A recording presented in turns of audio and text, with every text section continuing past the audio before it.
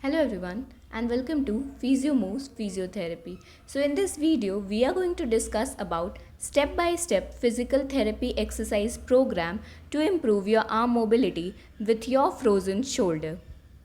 If you have pain in your shoulder and difficulty in lifting your arm, you may have frozen shoulder.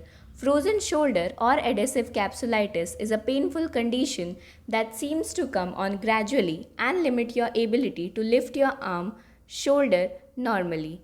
You may benefit from the skilled services of a physical therapist if you have a frozen shoulder.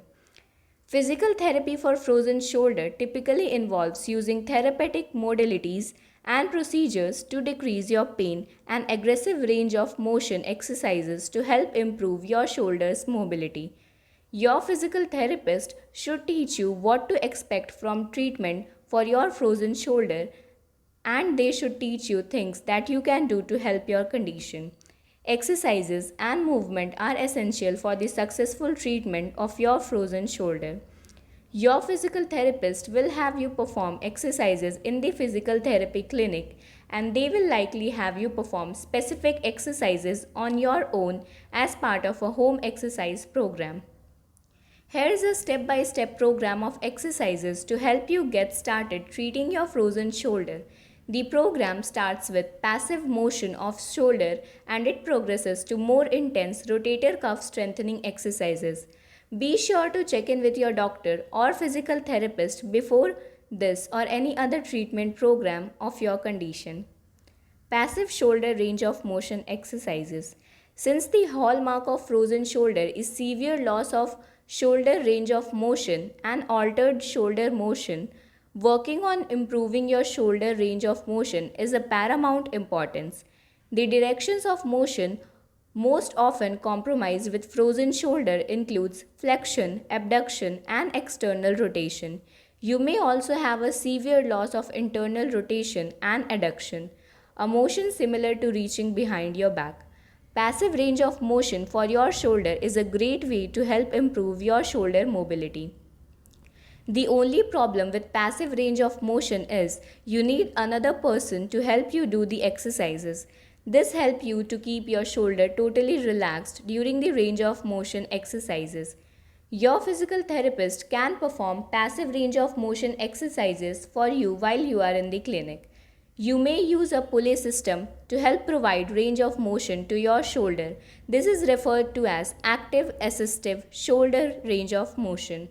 Common direction of motion that you should work on during passive range of motion includes flexion, abduction, external rotation, and internal rotation. Shoulder towel stretches. You can use a towel to help stretch your shoulder if you have frozen shoulder. The towel internal rotation stretch, commonly referred to as the hand behind back stretch, can help stretch tight rotator cuff muscles and a contracted joint capsule.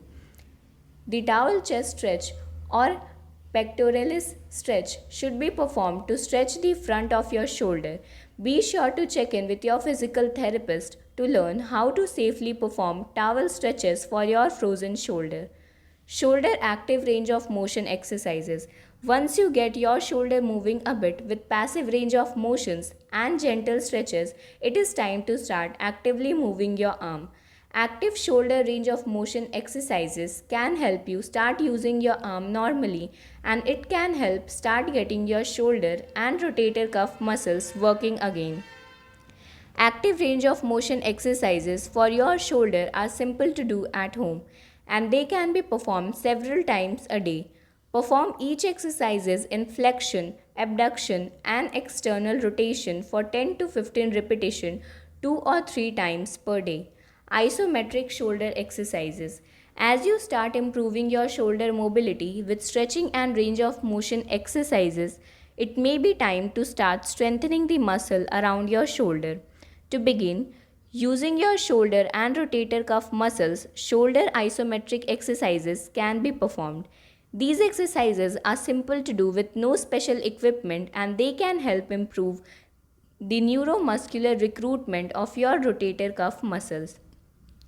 To perform shoulder isometric exercises, simply press into a wall in specific directions. Hold the pressure for 5 seconds and then release. You can perform the isometric exercises for 10 to 15 repetition 2 to 3 times a day.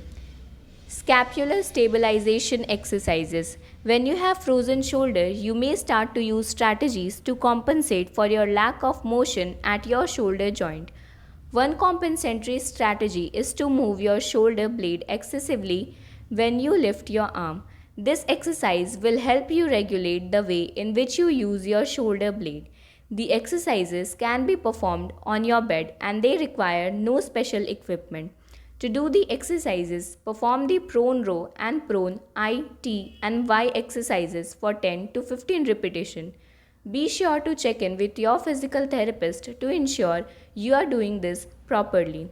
Rotator cuff strengthening with a resistance band. Frozen shoulder is a condition where things are tight, really tight. That doesn't mean you should ignore working on improving the strength of your shoulder and rotator cuff muscles.